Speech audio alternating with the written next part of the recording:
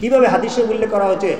আন হযরত ইবনে আব্বাস রাদিয়াল্লাহু তাআলা আনহু আন্নাহু ক্বালা জালাসা নাসুম মিন আসহাবি রাসূলিল্লাহ সাল্লাল্লাহু আলাইহি ওয়াসাল্লাম ফাখরাজা হাত্তা ইযা দানা মিনহুম সামিআহুম ইয়াতাযাকারুন ক্বালা বা'দুহুম ইন্নাল্লাহ ইত্তাখাযা ইব্রাহিমা খলিলা ওয়া ক্বালা আখারু মূসা আলাইহিস সালাম কাল্লামাহু তাকলিমা ওয়া ক্বালা আখারু ফাঈসা আলাইহিস সালাম কালিমাতুল্লাহি রূহুহু ওয়া ক্বালা আখারু আদম মুস্তাফাউল্লাহ তাআলা ফাখরাজা আলাইহিম রাসূলুল্লাহ সাল্লাল্লাহু আলাইহি ওয়াসাল্লাম ক্বালা ক্বাদ সামি'তু কালামাকুম আজাবাকুম ইন্না ইব্রাহিমা খলিলুল্লাহ وهو كذلك موسى عليه السلام نجي الله وهو كذلك عيسى عليه السلام كلمة الله روح وهو كذلك آدم اصطفاه الله تعالى وهو كذلك ألا وأنا حبيب الله ولا فخر ولا حامل لواء الحمد يوم القيامة تحت آدم فمن دونه ولا فخر أنا أول شافين أول مشفع يوم القيامة ولا فخر أنا أول من يهرق لك الجنة فيبتلى له لي ويدخلنيها مع فقراء المؤمنين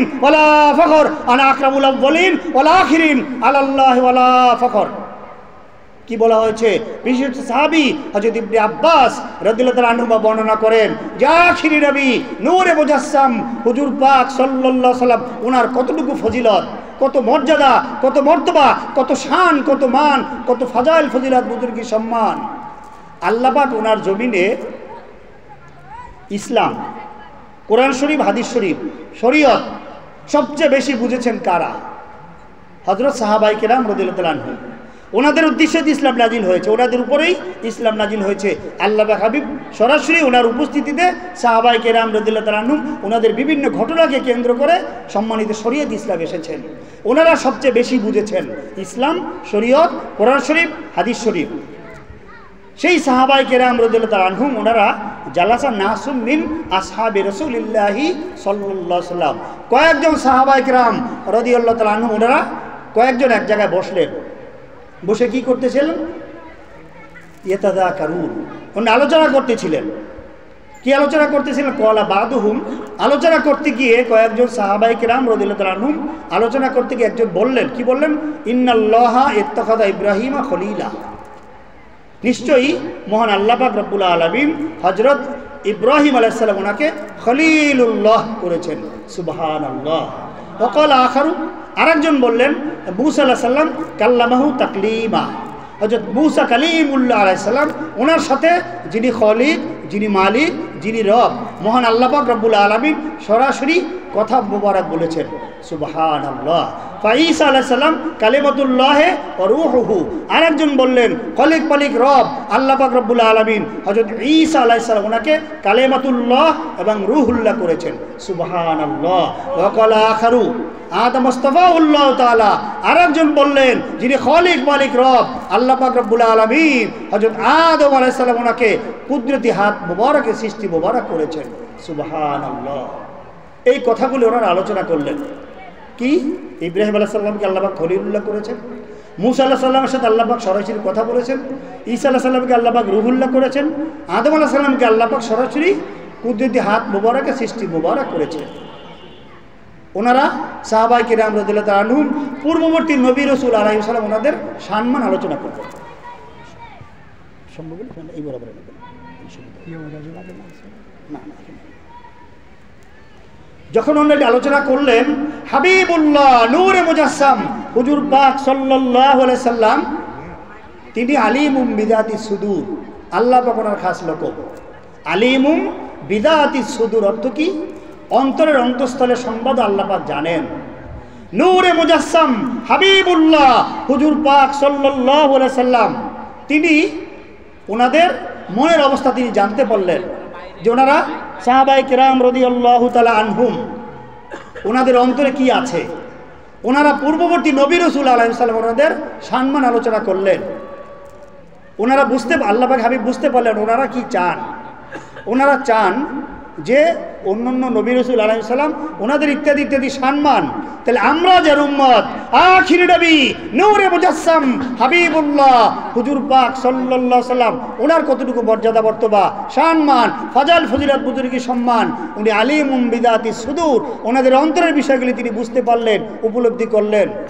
তখন আল্লাহ পাক হাবিব বলেন কদ সামিতু কালামাকুম ওয়া আজাবাকুম, হে আমার সাহাবায়ে কেরাম রাদিয়াল্লাহু তাআলা আনহুম আপনারা যে আলোচনা করেছেন আপনারা যে বিষয়গুলো আলোচনা করেছেন, ওয়াসামিতু কালামাকুম ওয়া আজাবাকুম, আমি আপনাদের কালাম, আপনাদের আশ্চর্যজনিত হওয়া বিষয়গুলো আমি সামিতু শুনেছি।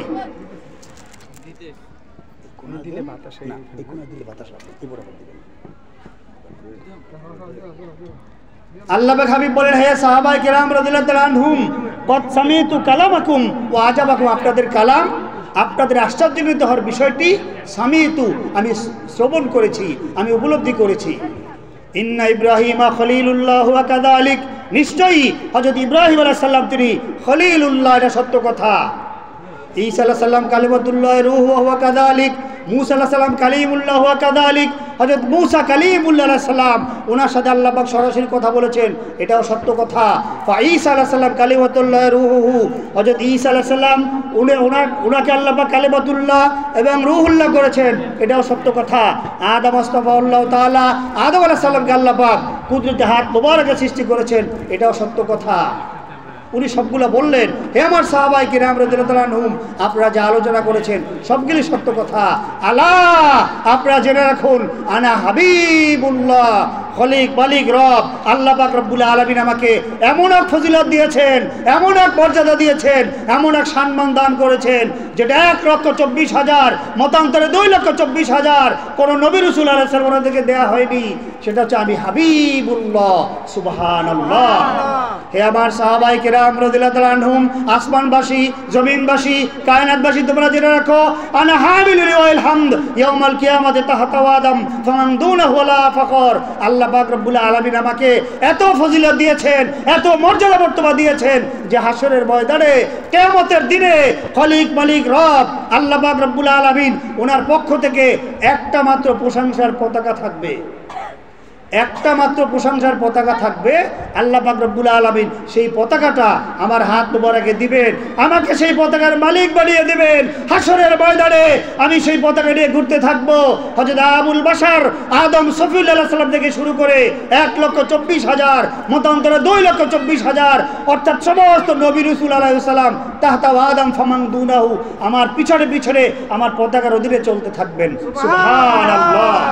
আনা আউয়ালু শাফিন আউয়ালু মুশাফফান ইয়াউমাল কিয়ামাতি ওয়ালা ফাখর। হে আমার সাহাবায়ে কিরাম রাদিয়াল্লাহু তাআলা আনহুম, আসমানবাসী, জমিনবাসী, দুনিয়ার মানুষ, বিশেষ করে কিয়ামত পর্যন্ত আখিরি জামানায় আমার উম্মতের কলঙ্ক ওয়াহাবি সম্প্রদায়ে, তোমরা জেনে রাখো, হাসরের ময়দানে মহান রব্বুল আলামিন ওনার জালালিয়াতের প্রভাবে, ওনার জালালিয়াতের প্রভাবে সমস্ত নবী রাসূল আলাইহিস সালাম ওনারা যখন রোনাজারি করতে থাকবেন, কান্নাকাটি করতে থাকবেন, আহাজারি করতে থাকবেন, কেউ যখন কথা বলার সাহস পাবে না, সেই সময় আমি সর্বপ্রথম মহান রব্বুল আলামিন ওনার দরবার শরীফে সুপারিশ করব। আল্লাহ পাক রব্বুল আলামিন আমার সুপারিশ সর্বপ্রথম কবুল করবেন। সুবহানাল্লাহ। আনা আউয়ালু মা ইউহারিকু আলাকাল জান্নাহ ফায়াবতাল্লাহু লাহু লি ওয়া ইউদখিলুনিহা মা ইয়াফুকারাল মুমিনিন ওয়ালা ফাখর। হে আমার সাহাবায়ে কিরাম রাদিয়াল্লাহু তাআলা, আপনারা জেনে রাখুন, হাসরের ময়দানে মানুষ যখন নাজাতের জন্য হাহাকার করতে থাকবে, নাজাতের জন্য পেরেশান থাকবে, কঠিন হাসরের ময়দানে আমি সর্বপ্রথম জান্নাতের দরজায় গিয়ে নারা দিব।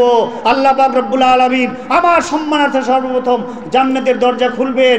আমি আমার নেককার পরহেজগার আল্লাহওয়ালা সহি আকীদাওয়ালা উম্মতদেরকে নিয়ে সর্বপ্রথম জান্নাতে প্রবেশ করব। সুবহানাল্লাহ।